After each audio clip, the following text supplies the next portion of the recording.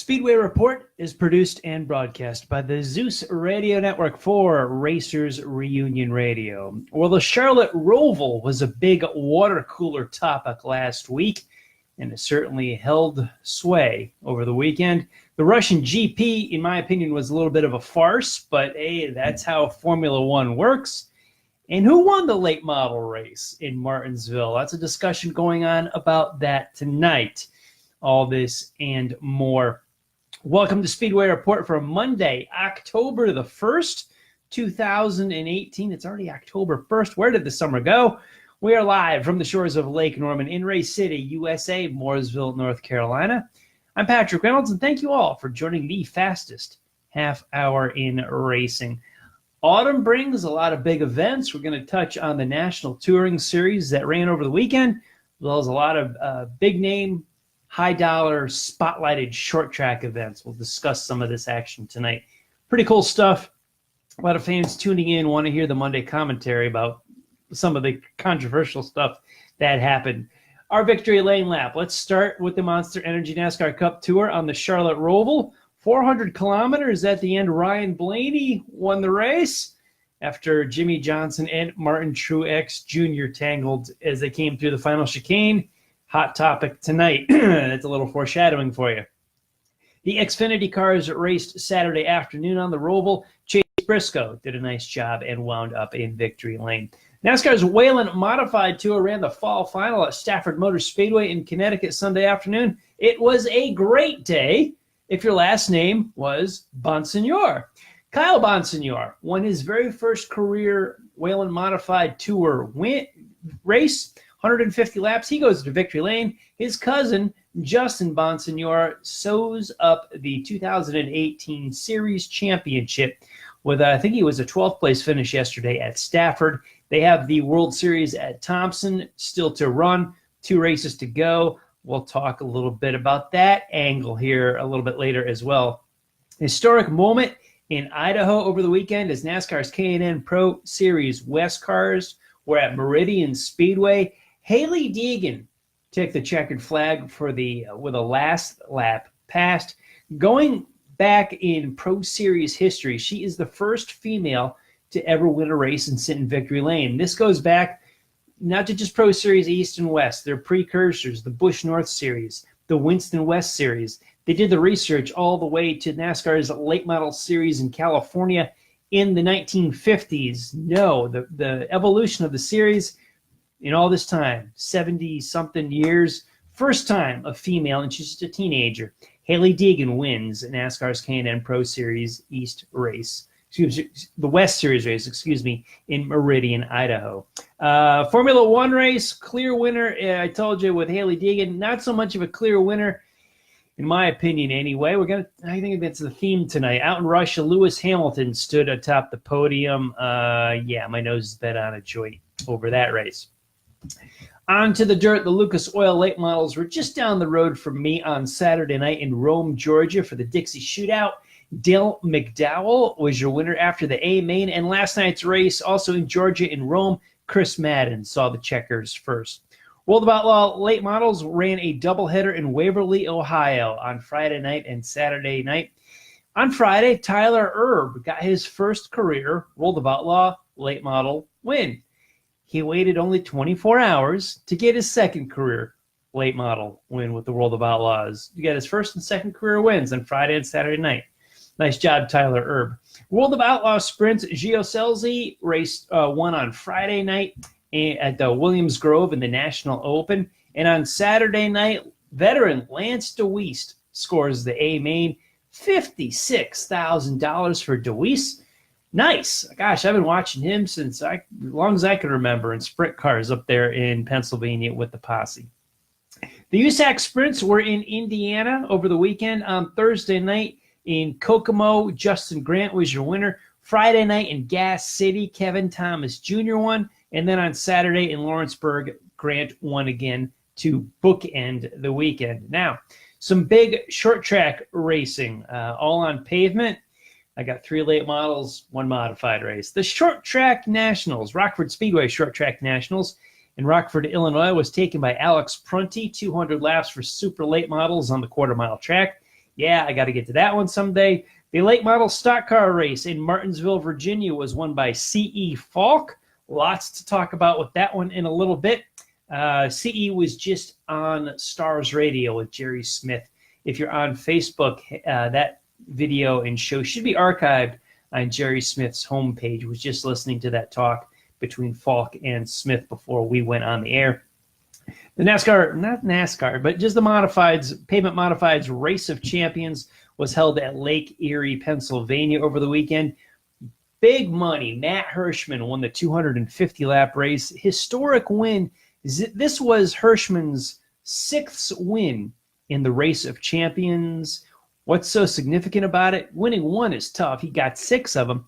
But last year, Hirschman tied modified great Dutch Hogue with 5 wins in the Race of Champions. Now this puts Hirschman all alone at the top of the podium with 6, Hogue with 5. And if you've beaten Dutch Hogue in a modified in the numbers, yeah, you are one of the greats. And the Milk Bowl was run yesterday at Thunder Road in Barrie, Vermont. Jason Corliss got to kiss the cow for the late model race in Thunder Road. Okay, let's start with local to me here in Charlotte, North Carolina. The NASCAR Xfinity Series and the Monster Energy NASCAR Cup Series ran on the Roval in Charlotte, North Carolina. And for the last several weeks, I have heard the term Roval more times than I have, in my entire life. Guys, but listen to me. Roval is not a new term. This has been used for a long, long time. When we run these infield road course races that are a combination of the oval that surrounds them, and the term Roval has been around for several years, many years. I've been listening to it for a while. The guys in IMSA, I think, coined it. I'm not sure where it came from. But, gosh, I've heard this like it's a brand new invention that Charlotte Motor Speedway came up with. New for the Cup Series. They upgraded the course significantly and did a lot of work on it, but they did not build a brand new racetrack. That road course has been there for decades. I remember IMSA running on that race in the mid-1980s. They ran that, I believe, on the weekend before the 600, before the All-Star race had its own weekend at Charlotte Motor Speedway. IMSA, I remember, did run at the Charlotte Motor Speedway. And, the term, I don't remember the term Roval being used back then, but we've used it for many years with when IMSA has run at Kansas, obviously the Rolex 24 at Daytona, and, several events. I know we run some go-kart races in some of these tracks, but the term Roval is not used. I know it was used a lot in the past few weeks, and people coined it and like to be showing off that they learned a new word and that they think it was something unique and cool. But, I mean, the race itself, beside the point, vocabulary-wise, Roval's been around for a long time, but too many fans just stick with NASCAR and don't venture out into other forms. Actually, some IMSA guys don't stick their head into NASCAR either, but I digress.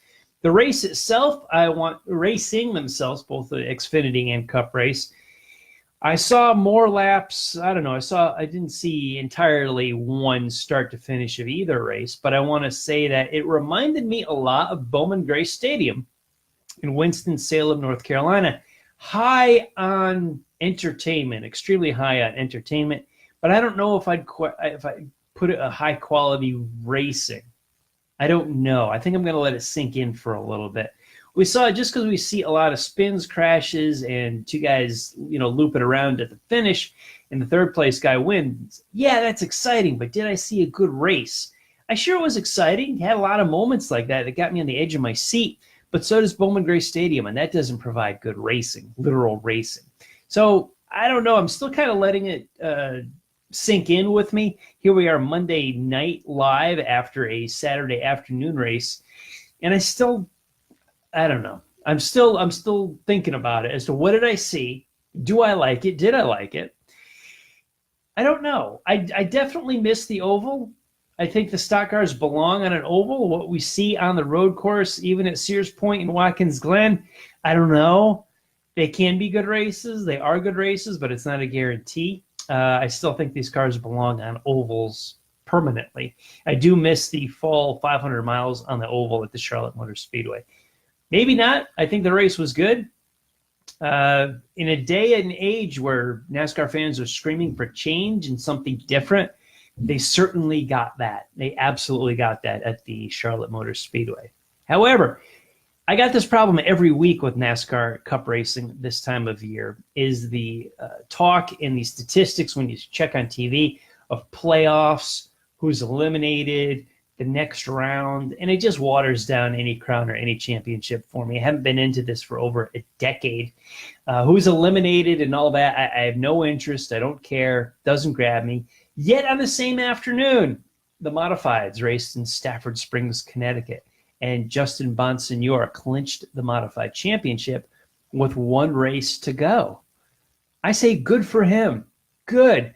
I feel like Justin Bonsignore is a legitimate NASCAR touring champion.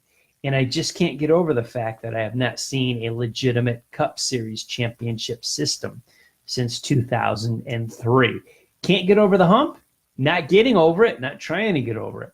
But Justin Bonsignore, cheers to you, dude. Hats off. Very nice, clinching a championship. I feel like an honest, legitimate champion was crowned with what he did. Just total up the points. I like it. I'm on board with it. Now, speaking of all these playoffs and lack of championship respect that I have, my big hat tip of the day on Sunday will go to none other than seven-time Jimmie Johnson. I loved that last lap, last corner move he tried to pull on Martin Truex Jr., trying to win the race. That is the definition of a real racer. I don't have any disrespect for him for the championships he's won. I have great disrespect for the system on which he won them under, which is NASCAR, not him. Jimmy does not get to decide the system. But I have great respect for all of his race wins in the NASCAR Cup Series, and I have big applause for him yesterday for trying to win that race. The finish eventually took him out of the playoffs. He was eliminated with his points total. If he sat in second place, he would have gotten on to the next round, but he went for the win. That's what racing is all about. You are there to win. Nobody is there to finish second or have a good points day. You're there to race. You're there to win. Good for Jimmie Johnson. I loved every minute of it. Thank Jimmy. Nice job. I loved it. Also a wheelman yesterday, Kyle Larson, with that, goodness gracious, do you see that beat up piece of junk he had hanging on? He was literally using the outside wall to help turn that car, bouncing off it, getting that thing to go left. Was a piece of junk after the last crash, torn to pieces. What a run. What a drive to have him. He does move on to the next round of the playoffs, Kyle Larson, by 1 point because he dug hard and got by Jeffrey Earnhardt, whose car stalled and crashed at the end of the race. But the 1 point got him in and pushed Jimmie Johnson out. Very exciting finish to that. And Larson's a wheelman. Everybody knows that. Follows him on the sprint car racing coming up through the ranks. And I'm proud to say, former guest right on his show back in the K&N Pro Series East days. Now, with all that, Jimmie Johnson, yeah, legitimate drive for the win. Loved it. Justin Bonsignore, legit champion. Love him. Kyle Larson, a wheelman. And not so much love for NASCAR's playoffs. With all that, all of it is still better, with my complaining, better than the Formula One situation we had in Russia. I don't like it, but I do understand it. Those that did not see, Valtteri Bottas, Mercedes teammate to Lewis Hamilton, basically moved over in the middle of the race to give Lewis Hamilton the lead and allowed Hamilton to go on and win, stand atop the podium. Bottas was second, so it made for Mercedes 1-2. Sebastian Vettel in the Ferrari was third, challenging Hamilton for the World Championship. Vettel even said he understood exactly what they were trying to do. The mindset in Formula One is a lot different in that the Constructors' Championship is massive for the sanctioning body as well as for the race teams, and where the majority of their money comes from is not a drivers' championship, is where the fans and reporters pay close attention to, but the Constructors' Championship is absolutely massive in Formula One. So they have a team set up where they try to maximize all of them, Ferrari, Red Bull, Force India, all of them. They try to maximize team points on the day between the two drivers. And with Hamilton battling Sebastian Vettel for the drivers' championship, Hamilton was able to get winners' points and stretch his lead over Vettel since both Mercedes were outrunning the Ferraris anyway. I get that. I understand it completely. I don't like it. I cannot jump on board with this and sign up for this idea that, yay, I'm a champion of race. I'm a champion of Formula One, too. I champion the cause. I wave the flag of it. Battle for the championship. They have a double points race to finish the season. I don't even like the gimmick aspect of that. However, I always championed the cause that when we started counting points in the spring, at the end of the season, the guy with the most points was clearly the champion. I waved that flag to my NASCAR argumentative friends of how honest the champion Formula One is. Yesterday in Russia, I got gut punched. This happens once every few years, once a year, something like that. Well, maybe once every few years. It's been a little while. But you get the team orders where you got a number 1 and number 2 driver in the ranks. And Bottas clearly the 2, Hamilton clearly the 1. Vettel outrunning Kimi Räikkönen, it looks like, anyway in Ferrari. But, gosh, it's just a gut punch to a guy like me that tries to champion the cause of Formula One over NASCAR in a championship battle.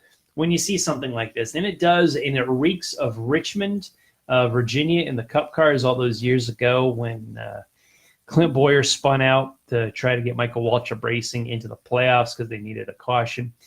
And it's painful. The Formula One race is painful. I consider it a farce. It's crap. I hate it. Yet I understand how Formula One works, and I do understand it. Yeah. Bones Bossier posted a little bit on Facebook about how Parnelli Jones turned down a Formula One ride because he was going to be the number 2 driver. Oh gosh, who was it with? Was it with Lotus? I can't remember now. I'm drawing a blank. I'm sorry about that. But yeah, Parnelli Jones turned down a Formula One ride because he would be the number 2 driver, and he couldn't do it. He had a race. He had a race for the win. Might have been Lotus and Jimmy Clark. Gosh, I'll research it. I can't remember now. Now with the finish here at Charlotte Motor Speedway, we talked about on the Roval, the finish in the Russian Grand Prix, we talked about. Martinsville's late model stock car Valley Credit 300 was a big finish event on Saturday night. C.E. Falk is officially listed as the winner of the race. Corey Heim, in the eyes of many, should have been listed at the winner of the race. To summarize what I did is I was not there at Martinsville. Let me throw that disclaimer out there. Did not go to the race Saturday night in Martinsville.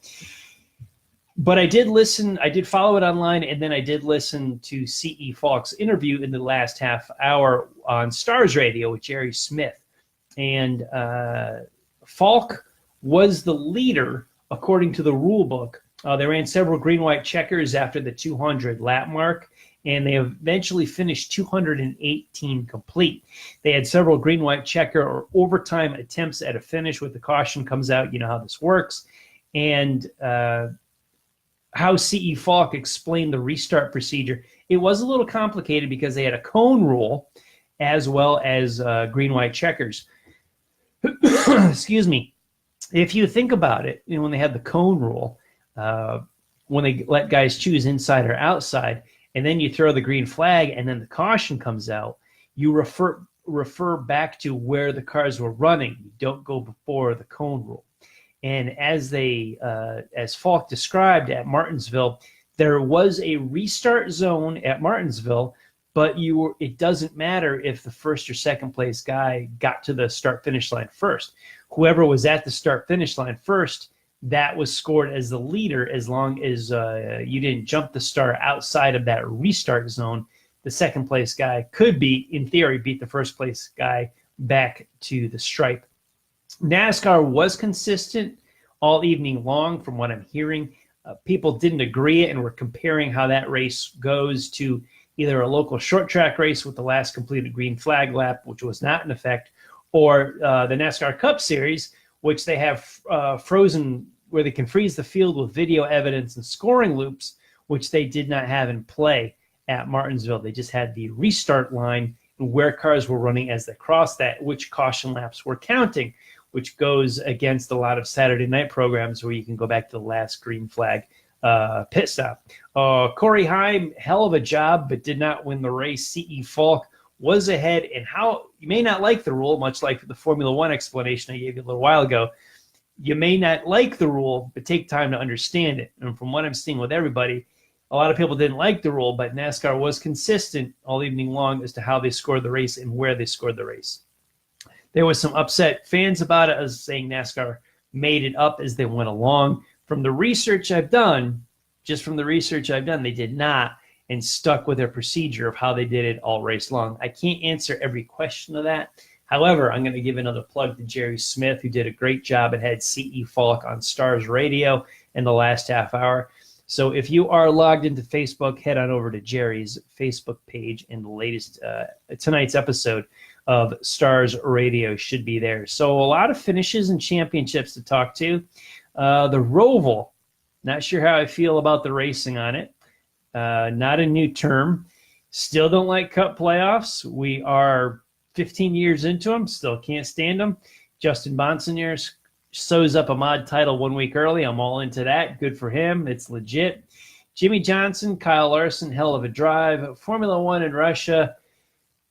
You guys suck. I get it, but that sucked yesterday. And the Martinsville finished. Corey Heim, chin up, brother. You're going to win a lot of them in the future. C.E. Falk, congratulations. But it looks like NASCAR, whether you like it or not, or who you're rooting for, as long as they went consistent with what the rules say, which it sounds like what they did during one of the green-white checker attempts to finish, the NASCAR did announce to the race teams that the next flag would end the race, caution or checkered, whatever that was. There was a caution. They threw the checkered. According to the drivers' meeting and according to how they ran and officiated the race all evening long, C.E. Falk is the winner of the event. You don't got to like it, but at least it went by the rule book. In between our broadcasts, please keep up on the world of motorsports with SpeedwayReport.com. This broadcast and all of our past shows are uploaded to the site. We have some racing articles to read. The latest one was about the Santos family. Good man, Bobby Santos III, and some of his modified and sprint car racing. You can catch up with us on Facebook, on the Racers Reunion Facebook page, or the page for this show, Speedway Report with Patrick Reynolds. On Twitter, I'm at Speedway Pat or at Speedway Report. We're on the RacersReunion.com forum. And if you are connected to me on Google+, LinkedIn, and our new YouTube channel, don't be afraid to say hello. Thank you to everyone on the Facebook Live feed for joining the conversation during the show tonight. Please, before your season ends at your local track, go see a race to make sure that they are in business in spring of 2019. I want to thank all of the military past and present for the freedoms we enjoy as Americans in our daily life, including the simple things like bench racing right here on a Monday night. Freedom is not free, and a veteran paid that bill for us. To all of the men and women who are defending freedom and watching Speedway Report, take care of yourselves and come home soon. A special salute to the teachers, school staff, firefighters, police officers, and paramedics in our own communities. They are quiet and modest heroes every single day. God bless and thank you. You have been watching Speedway Report from the shores of Lake Norman in Race City, USA, Mooresville, North Carolina. Please like our Facebook page, Speedway Report with Patrick Reynolds, and follow me on Twitter at SpeedwayPat. Now, if you're on Facebook, head on over to the Drag Racing List Facebook page. Racing and Rockin' with draglist.com is coming up next. You got Bill, you got John, you got Barb, and some really cool music over there. So Drag Racing List on Facebook. We will be back here live on Facebook in 1 week, Monday, October, what'll be the 8th? Next week? Yeah, sure.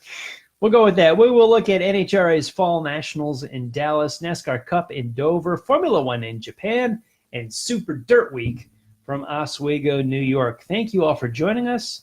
I will see you next time.